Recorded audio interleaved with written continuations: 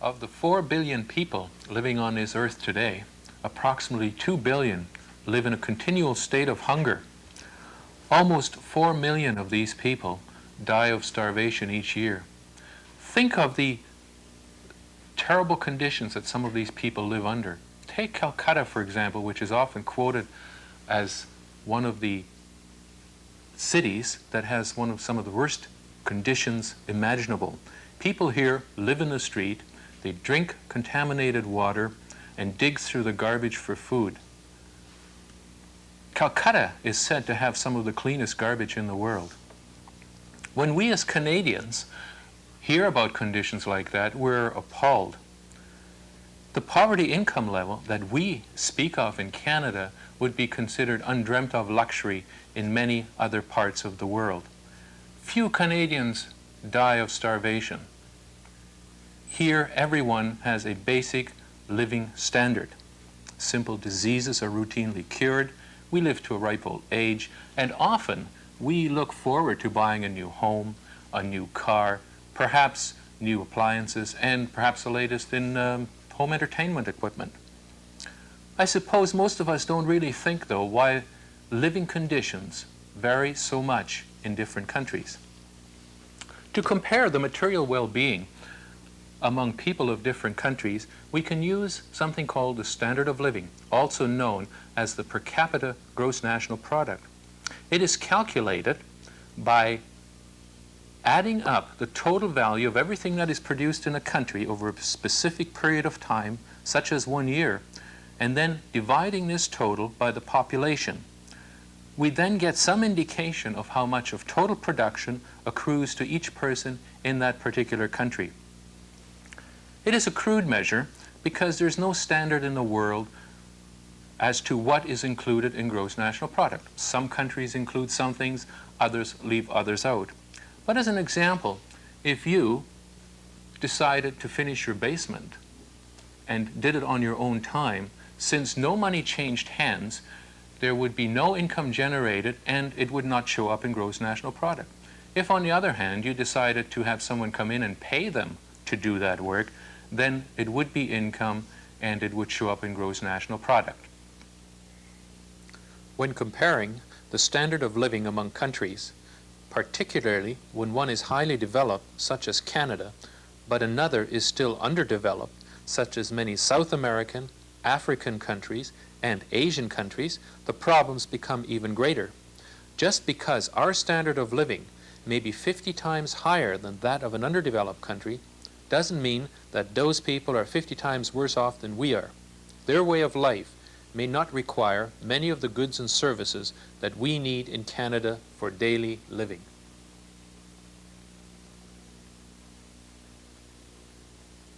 Let's look at the other side of this equation to understand a little more about production.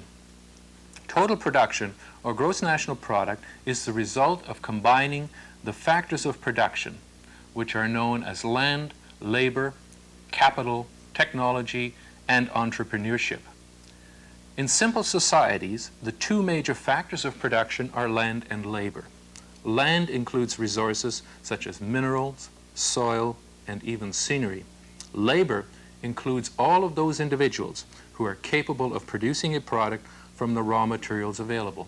Capital refers to those simple tools and even complex machinery that is used in the manufacture of products or used in the working of the land. Many countries lead a bare existence and suffer tremendous hardship because they are unable to even raise enough food for themselves. It may be because of a poor climate, because of poor soil conditions, because they don't have enough capital goods, or simply because there are frequently occurring natural disasters which destroy the few crops that can be grown in that country.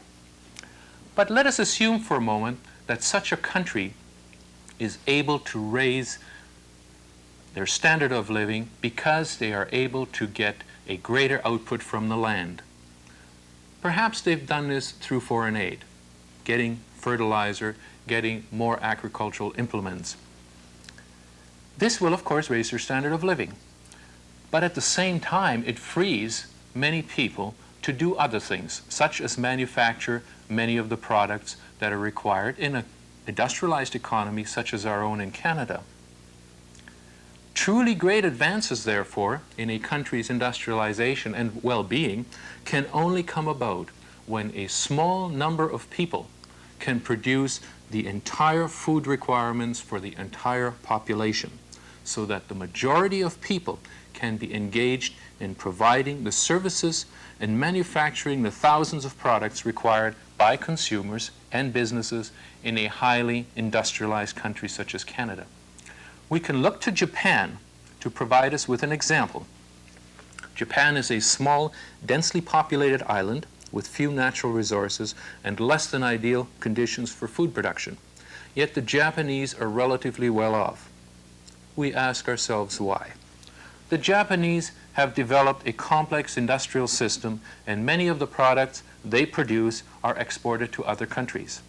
The money earned from this international trade is then used by them to purchase the raw materials that they need and the food requirements that their population needs. In a complex industrial society, everyone must attain a certain level of education. It requires a highly educated labor force that can understand the many instructions required to operate complex industrial machinery.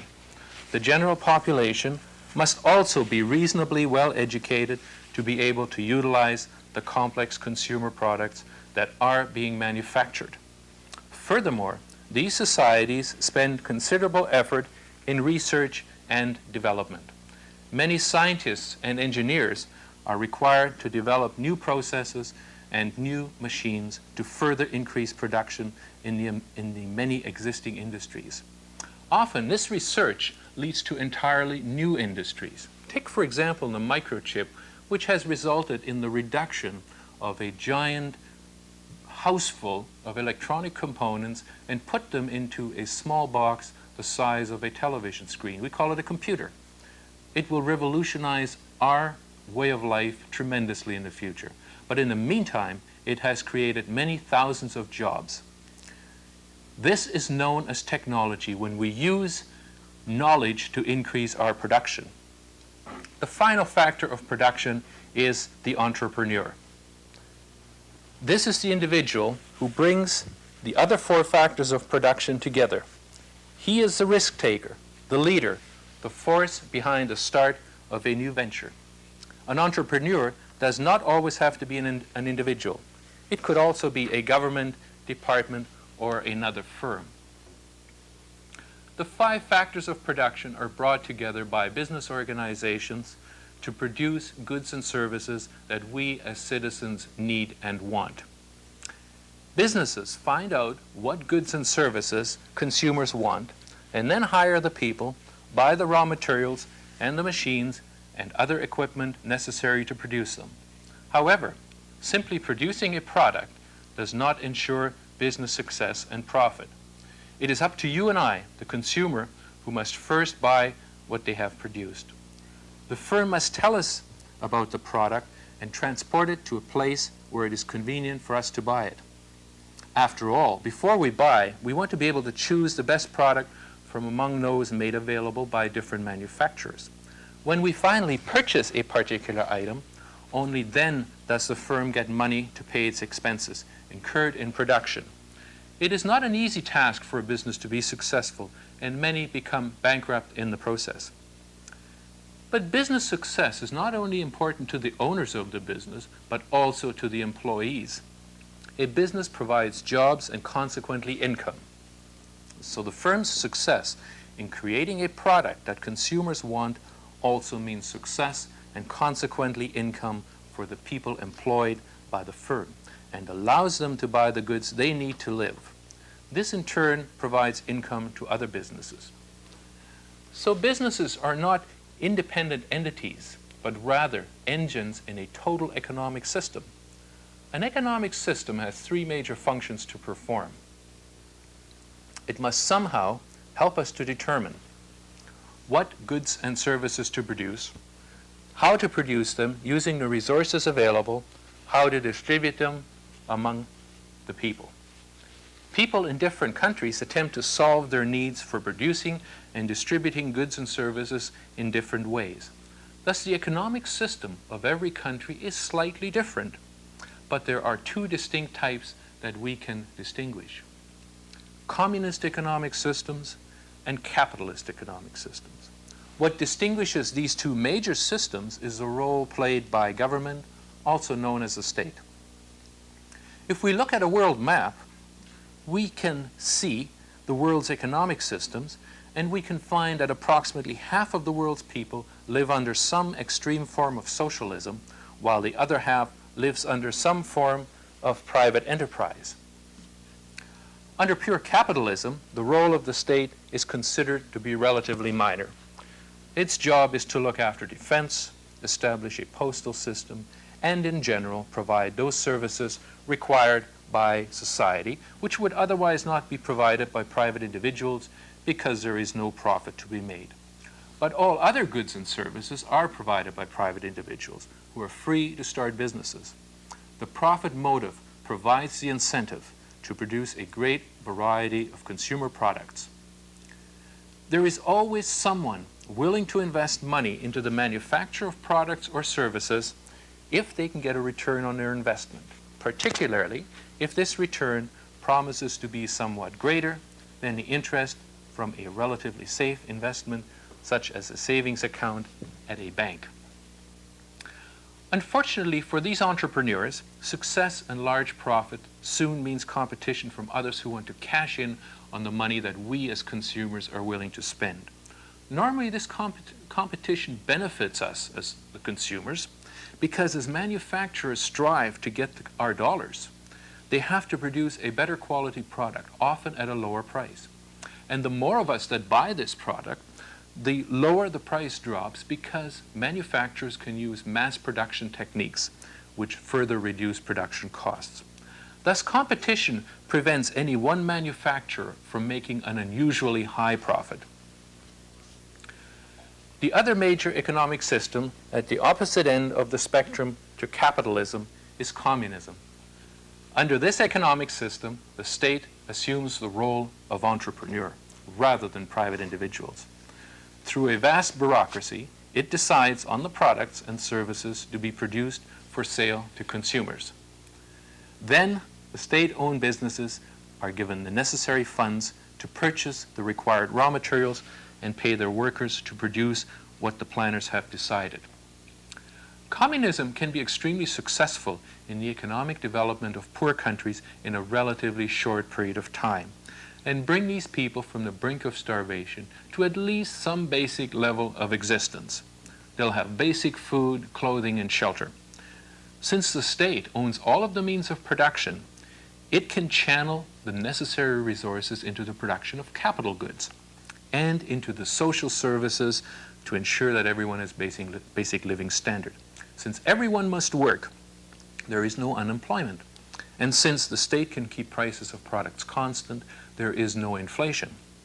Thus, the business cycles that we experience in capitalist countries do not exist in communist countries. If communism can do all that, then you might ask, why do we not switch to that system?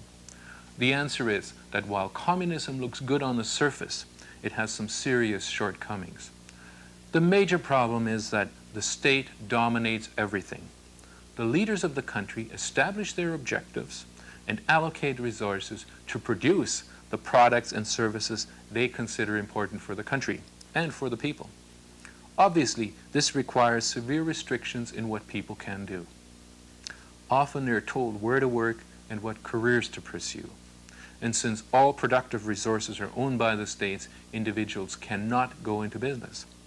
Living in a democratic country, it becomes immediately obvious to us that what may be important to some people may not be important to others. Although there doesn't appear to be any unemployment and inflation in communist countries, it is only because it is artificially concealed. Everyone must have work. So jobs are created which may be wasteful and meaningless. Inflation is also artificially concealed by keeping prices fixed or not having any goods available at the officially stated price. Since there is no private business firms and there's no profit to act as an incentive, there's a severe lack of consumer goods.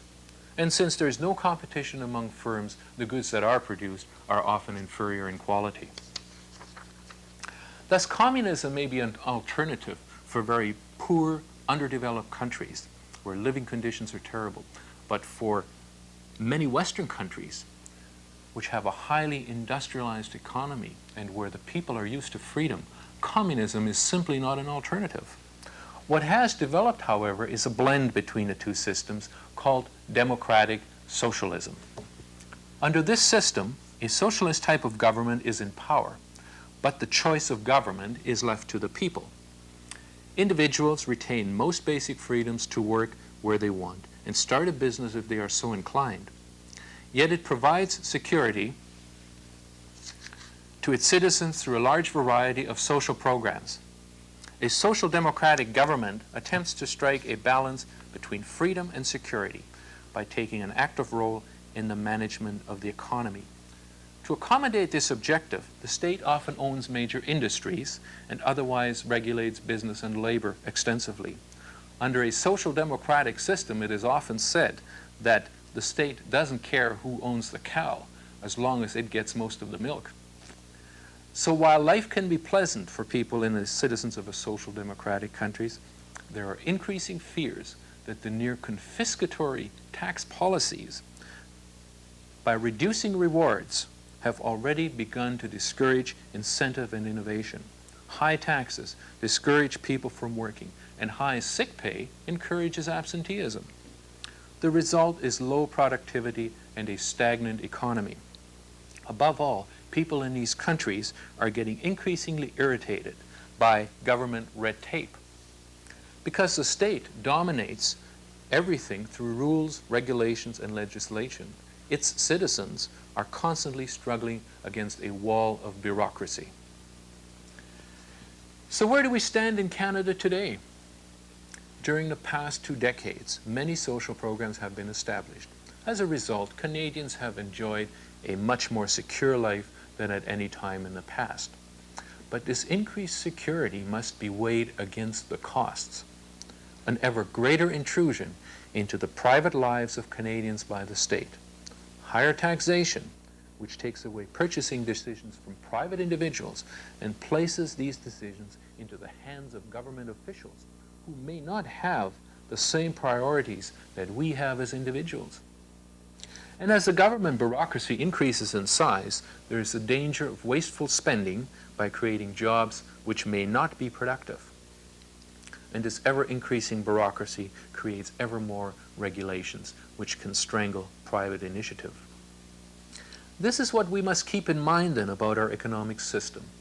We must try and find a happy medium where individuals are relatively secure from adverse economic conditions on the one hand, yet where innovation is not stifled by a web of regulations and unbearable tax burdens. We must ensure that the hard work continues to be rewarded and that individual dreams have a possibility of fulfillment.